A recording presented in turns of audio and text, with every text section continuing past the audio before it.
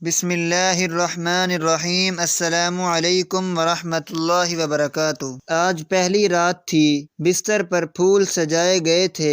نبیلہ اور کامران کی شادی ہوئی تھی۔ شادی بہت دھوم دھام سے کی گئی۔ نبیلہ بیڈ پہ بیٹھی تھی اور کیمرہ مین تصاویر بنا رہا تھا۔ وہ کبھی دائیں سرک رہی، کبھی بائیں طرف۔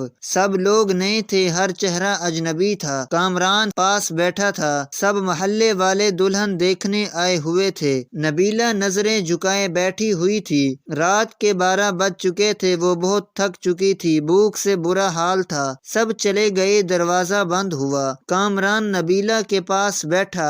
آپ ایسا کریں، چینج کر لیں، تھک گئی ہوں گی۔ نبیلہ نے ڈریس چینج کیا۔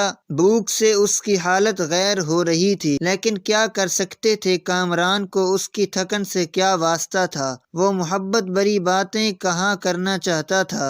نبیلہ کو اپنی مردانگی کا رعب ڈالتے ہوئے بولا، دیکھو مجھے تماشے اچھے نہیں لگتے، میری باتیں کان کھول کر سن لو۔ میں بار بار یہ باتیں نہیں بولوں گا۔ گھر کے سارے کام تمہارے ذمے ہیں، کھانا بنانے سے لے کر جھاڑو صفائی تک، سن رہی ہو نا؟ نبیلہ نے ہاں میں سر ہلا دیا۔ نبیلہ سوچ رہی تھی کوئی گفٹ دے گا، کوئی محبت بھری باتیں کرے گا، لیکن اس کو نبیلہ سے کام کروانے کی فکر تھی۔ شادی کے دن گزر گئے، ہاتھ میں جھاڑو، مقدر میں کچن، لکھ دیا۔ نبیلہ کی جٹانی ان کی رشتہ داری تھی، لیکن یہ غیروں سے بیاہ کر گئی تھی۔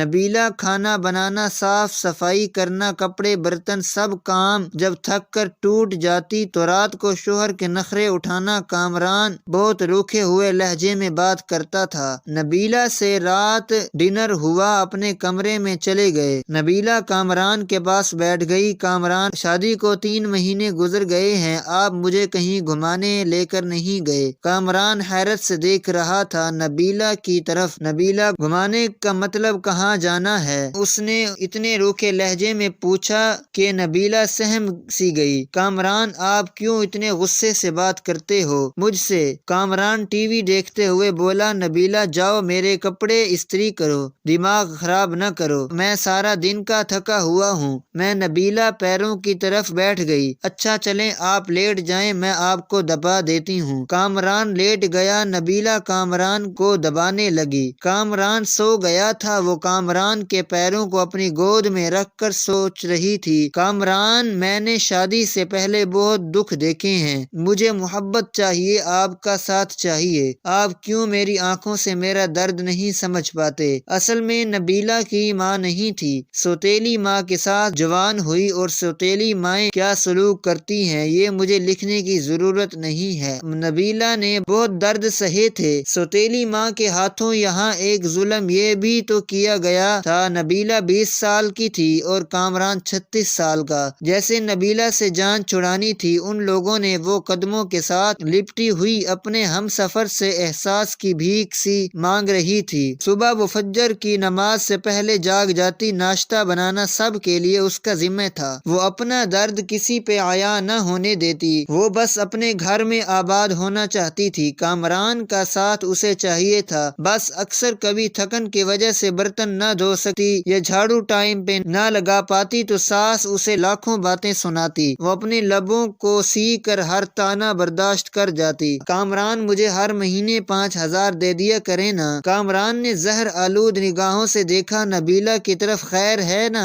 5,000 کیوں چاہیے تم کو؟ نبیلہ نے بڑے پیار سے جواب دیا، کامران، میں عورت ہوں نا، میری ضروریات ہوتی ہیں، پیسے پاس ہوں تو کبھی بازار جاؤں تو اپنے لیے کچھ ضروری چیزیں خرید لیا کروں۔ اب میں آپ کے بھائی سے تو یہ سب باتیں کہہ نہیں سکتی۔ کامران کو نہ جانے کیوں ایک چرسی تھی نبیلہ سے۔ اس نے غصے میں بولا، نبیلہ دیکھو میرے پاس اتنے پیسے نہیں ہیں کہ تم کو الگ سے دے سکوں، جو چاہیے امی سے کہہ دیا کرو، وہ لا دیا کریں گے، الگ سے خرچہ چاہیے اس کو۔ نبیلہ کامران کے پاس بیٹھ گئی۔ کامران، آپ نہ دیں مجھے کچھ، میں آپ کے ساتھ خوش ہوں، بس آپ مجھ سے پیار سے بات کر لیا کریں، مجھے پیار سے آواز دیا کریں، میرا نام پیار سے پکارا کریں، قسم خدا کی میں سب کچھ بھول جایا کروں گی، دن بھر کی تھکن، وہ پرانے درد، سب کچھ، بس آپ مجھے محبت سے پکارا کریں۔ کامران نے وقتی طور پر مسکرا کر کہا، تو پیار سے ہی تو رہتا ہوں تمہارے ساتھ۔ نبیلہ ناز اٹھانے والے لہجے لہجے میں بولی، کامران آپ نہیں نہ کرتے پیار سے بات مجھ سے، لیکن آپ بس غصہ ہی دکھاتے ہیں۔ کامران یہ دیکھیں کہ میری برتھ ڈے تھی، میں نے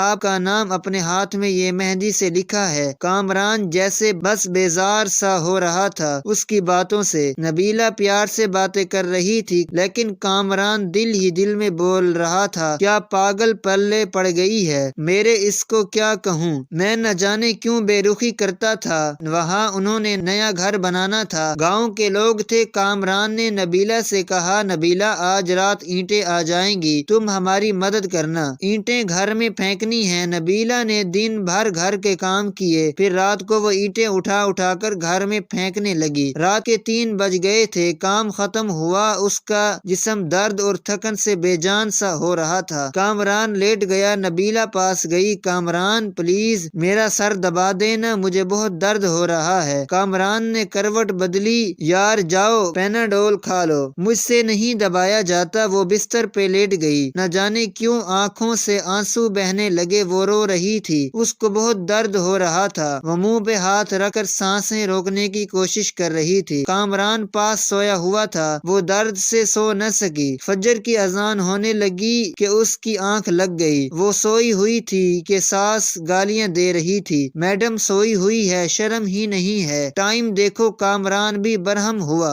وہ اٹھی، کامران غصے میں تھا، نبیلہ شرم ہے تم کو، ٹائم دیکھو، امی خود ناشتہ بنا رہی ہیں، تمہاری آنکھ ہی نہیں کھلتی۔ نبیلہ کیا کہتی، جب کہ اب کامران کو فرق ہی نہیں پڑتا تھا نبیلہ مر رہی ہو یا کسی درد میں ہو۔ وہ خاموش ہوئی کچن میں چلی گئی، سارا کام کیا، اس کی حالت کافی خراب تھی، اس نے کسی سے کچھ نہ کہا۔ شادی کو 3 سال گزر گئے تھے لیکن اولاد نہیں تھی۔ ان 3 سالوں میں کوئی ایسی سانس نہیں تھی جب کبھی سکون پایا ہو۔ نئے گھر کا کام شروع کیا تو وہ مزدوروں کی طرح کام کرنے لگی، دن بھر سب کے لیے کھانا بناتی، پھر کبھی اینٹیں اٹھا کر دیتی تو کبھی مٹی اٹھا رہی تھی۔ 4 مہینے اس نے مزدوری کی، گھر تیار ہوا۔ کامران کے ساتھ رہتے ہوئے وہ کامران سے دور تھی، کامران اس سے دور رہنے لگا، دن کی دوری سے راتوں کی دوریاں بھی بڑھنے لگی تھیں، اولاد نہ ہونے کے تانے دینے لگے، ایک ڈر سا اسے ستانے لگا۔ کامران تو پہلے ہی اسے دکھ دیتا تھا لیکن اب اولاد نہ ہونے کے تانے۔ ان دنوں کہیں اس سے چھپ کر کامران کی دوسری شادی کی باتیں ہونے لگیں، وہ سب کے رویے سمجھ رہی تو کچھ تو غلط ہو رہا تھا۔ نبیلہ ایک نوکرانی سے بڑھ کر کچھ نہ تھی، وہ لبوں کو سیے بیٹھی تھی۔ نبیلہ کو ایک خوف تھا کہ کہیں کامران مجھے دور نہ کر دے، لیکن جٹانی کی چھوٹی بیٹی نے بتایا، آنٹی نبیلہ ماما کہہ رہی تھیں کامران چاچو کی شادی کرنی ہے، نئی آنٹی لے کر آنی ہے۔ نبیلہ سمجھ چکی تھی کوئی قیامت ٹوٹنے والی ہے لیکن وہ خاموش تھی۔ کامران کمرے میں بیٹھا چہرے پہ کریم لگا رہا تھا، نبیلہ پاس گئی، آج کل بہت کریم لگا رہے ہیں، بڑے سونے لگ رہے ہیں آپ۔ نبیلہ کامران کے کندھے پہ سر رکھ کے بتا رہی تھی، کامران آپ خوش رہیں ہمیشہ، میں نماز پڑھ کر آپ کے لیے بہت دعائیں مانگا کرتی ہوں، آپ کی زندگی کی دعا مانگتی ہوں، آپ کے ساتھ ہی تو میرا سب کچھ ہے۔ جیسے وہ ایک درد دل میں چھپا کر خود کو سمجھا رہی ہو کہ کامران مجھے کبھی نہیں چھوڑے گا۔ اور پھر وہ دن آ گیا، لڑکی والے کامران کے گھر آئے، ساس نے سختی سے کہا کھانا بناؤ اور اپنے کمرے میں چلی جاؤ، سامنے نہ آنا۔ منحوس وہ اتنی بے رخی سمجھ رہی تھی، اس نے شادی کے بعد ایک کام سیکھ لیا تھا، درد کو چھپانا، خاموشی سے رونا اور نے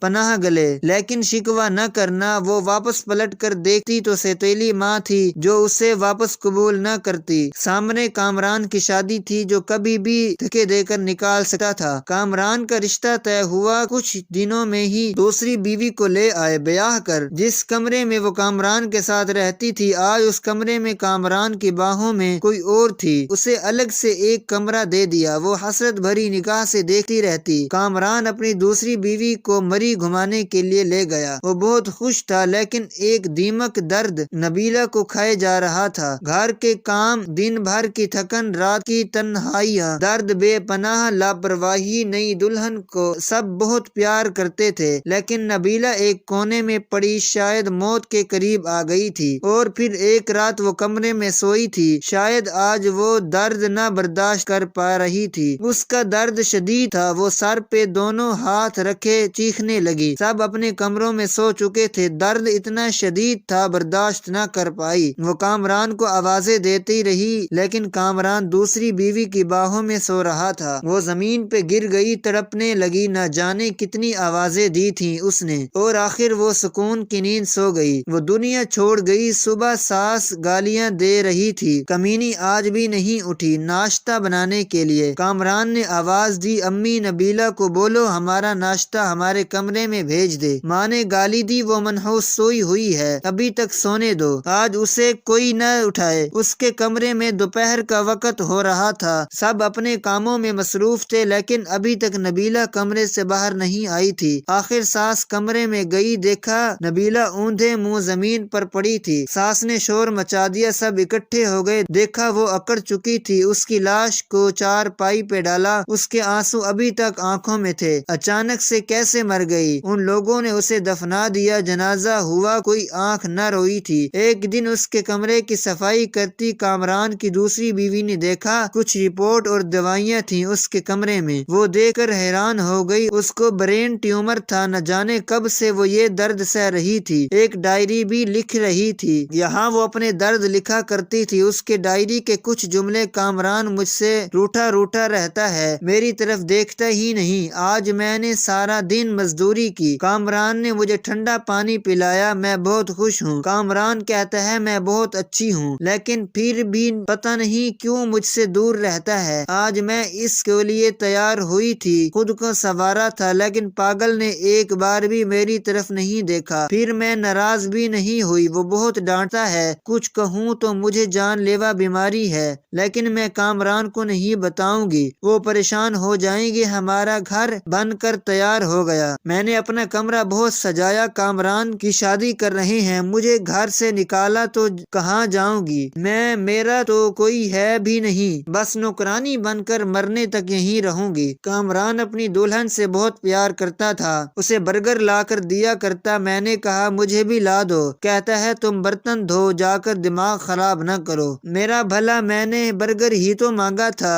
آج صبح سے میری سانس رک رہی ہے، ایسا لگ رہا ہے میرا وقت قریب آ گیا ہے، کاش کامران کی باہوں میں مر سکتی، کاش کامران میرا درد سمجھتا، مجھے سینے سے لگاتا، میں سکون سے مر جاتی۔ کامران آپ کبھی میری یہ ڈائری پڑھیں تو خود کو میری موت کا ذمہ دار نہ ٹھہرانا، بہت پیار کرتی ہوں آپ سے، بس نصیب سے ہار گئی ہوں، شاید کہ میری قسمت میں خوشیاں نہیں لکھی، اور ہاں پاگل ایک برگر ہی تو تھا، کنجوس تم، مجھے لا دیتے تو کیا ہو جاتا، ڈانٹنے کی کیا ضرورت تھی، اپنی دوسری بیوی کا خیال رکھنا، میں تو نہیں ہوں گی، جب آپ کے ہاں اولاد ہوئی نا تو میری قبر پہ ضرور آنا ایک بار، تمہاری نبیلہ، مجھے بہت درد ہو رہا ہے، اب لکھا بھی نہیں جا رہا، کامران دل چاہ رہا ہے آپ کے پاس آ جاؤں، لیکن کے بعد سب کچھ ادھورا رہ گیا، نبیلہ خاموشی سے مر گئی۔ کامران ڈائری پڑھ کر بہت رویا، لیکن اب رونے کا کیا فائدہ تھا، وہ بیچاری نہ جانے کتنا روئی تھی، اس کی قبر پہ قدموں کی طرف بیٹھ کر معافی مانگنے لگا، لیکن اب معافی مانگتا یا کچھ بھی کرتا وہ کہاں لوٹ کر آنے والی تھی، نہ جانے کتنی نبیلہ آج بھی ہیں جو اپنے ہم سفر کی بے رخی پہ جی رہی ہیں، جو درد سہتی ہیں، شکوہ نہیں کرتی۔ ارے بے قدر، اپنی ہم سفر کو محبت سے دیکھ ہی لیا کرو، خدا کی قسم وہ ہر درد ہر دکھ بھول جاتی ہے، اس سے پہلے کوئی نبیلہ دنیا سے چلی جائے اور آپ کو جب تک سمجھ آئے دیر ہو چکی ہو، یاد رکھنا قیامت کے دن روز محشر کو پوچھا جائے گا، تب معافی کا کوئی سوال ہی پیدا نہیں ہوگا۔ اللہ سونا ہم سب کو اپنوں اور غیروں سب سے محبت کے ساتھ پیش آنے کی توفیق عطا فرمائے، آمین۔